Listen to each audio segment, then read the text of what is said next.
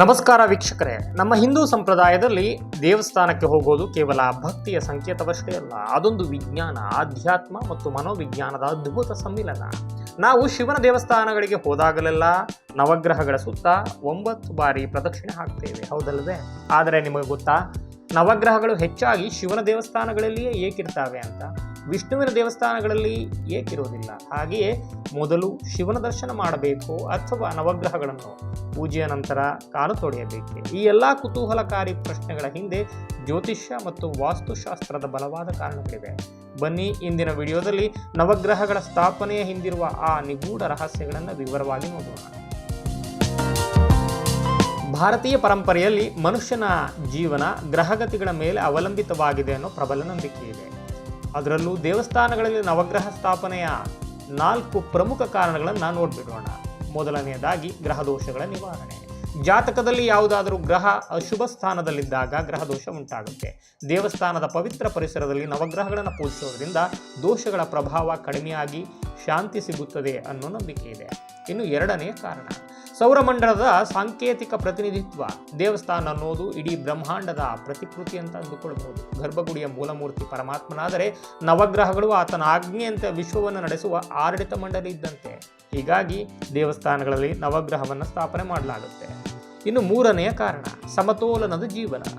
ನವಗ್ರಹಗಳು ನಮ್ಮ ಬದುಕಿನ ವಿವಿಧ ಆಯಾಮಗಳನ್ನು ನಿಯಂತ್ರಿಸ್ತವೆ. ಉದಾಹರಣೆಗೆ, ಸೂರ್ಯ ಆತ್ಮಬಲ ಮತ್ತು ಆರೋಗ್ಯವನ್ನು ನೀಡಿದರೆ, ಚಂದ್ರ ಮನಸ್ಸು ಮತ್ತು ಭಾವನೆಯನ್ನು ನಿಭಾಯಿಸ್ತಾನೆ, ಮಂಗಳ ಧೈರ್ಯವನ್ನು ನೀಡ್ತಾನೆ. ಹೀಗೆ ಒಂದೊಂದೇ ಗ್ರಹಗಳ ಹಿಂದಿನ ಮೂಲೋದ್ದೇಶದೊಂದಿಗೆ ಈ 9 ಗ್ರಹಗಳ ಆಶೀರ್ವಾದ ಪಡೆದಾಗ ಬದುಕು ಸಮತೋಲನದಲ್ಲಿರುತ್ತೆ ಅನ್ನೋ ಹಿನ್ನೆಲೆಯಲ್ಲೂ ಕೂಡ ದೇವಸ್ಥಾನಗಳಲ್ಲಿ ನವಗ್ರಹವನ್ನು ಸ್ಥಾಪಿಸಲಾಗುತ್ತದೆ.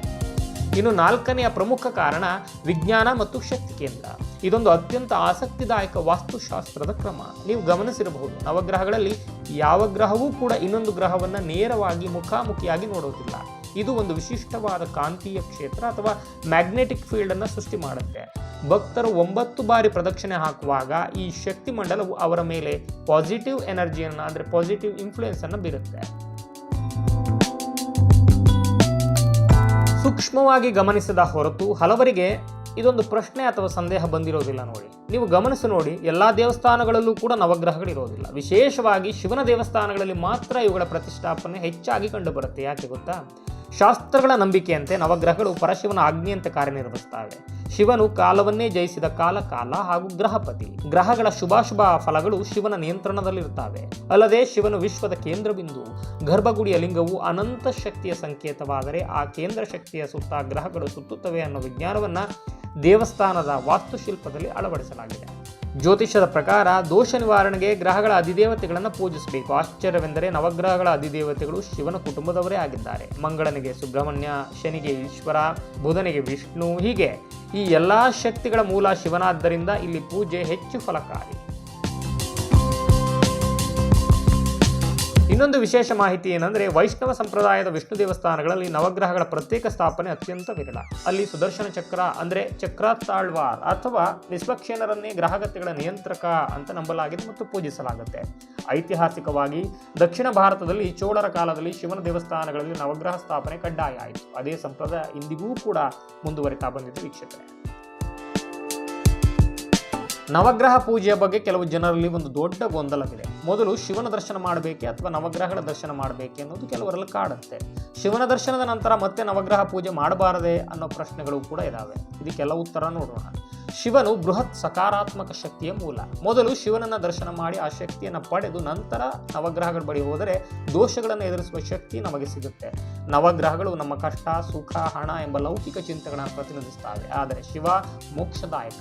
ಗ್ರಹಗಳ ಬಳಿ ಹೋಗಿ ನಮ್ಮ ಲೌಕಿಕ ಚಿಂತನೆಗಳನ್ನು ಹೇಳಿಕೊಂಡು ನಂತರ ಆ ದೋಷದ ಕಂಪನಗಳೊಂದಿಗೆ ಮತ್ತೆ ಶಿವನ ಗರ್ಭಗುಡಿಗೆ ಹೋಗಬಾರದು ಅನ್ನೋ ಒಂದು ಹಿನ್ನೆಲೆ ಇದೆ. ಇನ್ನು ಕೆಲವು ಆಗಮಶಾಸ್ತ್ರಗಳ ಪ್ರಕಾರ ಒಬ್ಬ ರಾಜನನ್ನು ನೋಡೋದಕ್ಕೆ ಹೋಗುವಾಗ ಮೊದಲು ಮಂತ್ರಿಗಳನ್ನು ಭೇಟಿಯಾಗುವಂತೆ ಮೊದಲು ಗ್ರಹಗಳನ್ನು, ಅಂದರೆ ನಮ್ಮ ನಿತ್ಯ ಜೀವನದ ಅಧಿಕಾರಿಗಳನ್ನು ನೋಡಿ ನನ್ನ ಕಷ್ಟ ಪರಿಹರಿಸಿ ಅಂತ ಕೇಳಿಕೊಂಡು ನಂತರ ಗ್ರಹಪತಿಯಾದ ಶಿವನ ರಾಜನ ಬಳಿ ಹೋಗಿ ಶಾಂತಿ ಬೇಡುವ ಪದ್ಧತಿಯೂ ಕೂಡ ಕೆಲವು ಕಡೆಗಿದೆ. ಆದರೆ ಇದು ಆಯಾ ಭೌಗೋಳಿಕ ಸಂಪ್ರದಾಯಗಳಿಗೆ ತಕ್ಕಂತೆ ಕಂಡುಬರುತ್ತೆ. ಹಾಗಾದರೆ ಸರಿಯಾದ ಕ್ರಮ ಯಾವುದು ಅಂತ ನೋಡಿದರೆ ಹೆಚ್ಚಿನ ವಿದ್ವಾಂಸರು ಮತ್ತು ಜ್ಯೋತಿಷ ಶಾಸ್ತ್ರಜ್ಞರು ಸೂಚಿಸುವ ಸಾಮಾನ್ಯ ಕ್ರಮ ಒಂದಿದೆ. ದೇವಸ್ಥಾನಕ್ಕೆ ಹೋದೊಡನೆ ಮೊದಲು ಪರಶಿವನ ದರ್ಶನವನ್ನು ಮಾಡಿ ಆಶೀರ್ವಾದವನ್ನು ಪಡೆಯಬೇಕು. ನಂತರ ನಿಮ್ಮ ಜಾತಕದ ದೋಷ ನಿವಾರಣೆಗಾಗಿ ನವಗ್ರಹಗಳಿಗೆ 9 ಪ್ರದಕ್ಷಿಣೆಯನ್ನು ಹಾಕಿ ಮಂತ್ರ ಪಠಿಸುತ್ತಾ ಪೂಜೆಯನ್ನು ಮಾಡಬೇಕು. ಪೂಜೆ ಮುಗಿದ ನಂತರ ದೇವಸ್ಥಾನದಲ್ಲಿ ಸ್ವಲ್ಪ ಹೊತ್ತು ಶಾಂತವಾಗಿ ಕುಳಿತು ನೇರವಾಗಿ ಮನೆಗೆ ಬರಬೇಕು. ಕೆಲವು ಕಡೆ ನವಗ್ರಹ ಪೂಜೆಯ ನಂತರ ಕಾಲು ತೊಳೆಯುವ ಅಥವಾ ತಲೆಗೆ ನೀರು ಪ್ರೋಕ್ಷಣೆ ಮಾಡುವ ಪದ್ಧತಿ ಕೂಡ ಇದೆ. ಇದು ಆ ಗ್ರಹದೋಷದ ನಕಾರಾತ್ಮಕ ಕಂಪನಗಳನ್ನು ದೇವಸ್ಥಾನದ ಆವರಣದ ಹೊರಗೆ ಬಿಟ್ಟು ಶುದ್ಧವಾಗಿ ಮನೆಗೆ ಹೋಗುವ ಸಂಕೇತವಾಗಿದೆ. ನಮ್ಮ ಹಿಂದೂ ಧರ್ಮದ ಪ್ರತಿಯೊಂದು ಆಚರಣೆಯ ಹಿಂದೆಯೂ ಇಂತಹ ಅದ್ಭುತವಾದ ವಿಜ್ಞಾನ ಮತ್ತು ಅರ್ಥ ಅಡಗಿದೆ. ಈ ಮಾಹಿತಿ ನಿಮಗೆ ಇಷ್ಟವಾಗಿದ್ದರೆ ದಯವಿಟ್ಟು ಈ ವಿಡಿಯೋವನ್ನು ಲೈಕ್ ಮಾಡಿ, ನಿಮ್ಮ ಸ್ನೇಹಿತರು ಮತ್ತು ಕುಟುಂಬದವರೊಂದಿಗೆ ಶೇರ್ ಮಾಡಿ. ಮತ್ತಷ್ಟು ಇಂತಹ ಕುತೂಹಲಕಾರಿ ಮತ್ತು ಆಧ್ಯಾತ್ಮಿಕ ಮಾಹಿತಿಗಳಿಗಾಗಿ ನಮ್ಮ ಚಾನಲನ್ನು ಸಬ್ಸ್ಕ್ರೈಬ್ ಮಾಡೋದಕ್ಕೆ ಮರೆಯಬೇಡಿ. ಓಂ ನಮಃ ಶಿವಾಯ. ಧನ್ಯವಾದಗಳು.